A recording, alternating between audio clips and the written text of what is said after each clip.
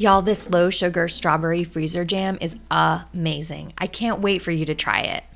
If you're new to freezer jam, it's a little bit different from regular jam. It's not hot water bath canned, which means that you can't store it in the pantry. Freezer jam has to be stored in the fridge or the freezer, which is the trade-off for not having to go through all the extra steps of hot water canning. Start by hulling your strawberries. Stick your knife into your strawberry at an angle, then slice all the way around the green leaves and pull out the white middle. You want to hull them because that part of the strawberry is pretty bland and it doesn't make delicious jam.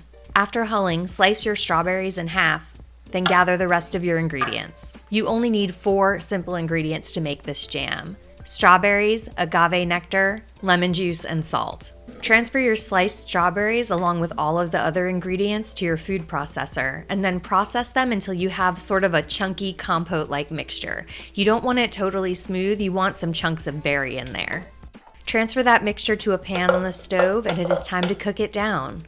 Boil your jam on high heat until it starts to get really shiny and almost all the foam has disappeared.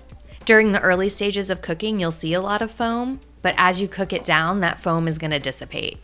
Once the jam looks shiny and sticky, remove your pan from the stove and then set it aside to cool. Once it's cooled for about 10 minutes, you can transfer it to your jar. If you're going to refrigerate your jar, feel free to top it off. But if you're going to freeze it, leave about a half an inch of room because the jam will expand as it freezes and you don't want your jars to crack in the freezer. Once the jam is cooled completely, you can put the lid on it and store it in the fridge or the freezer until you're ready to use it.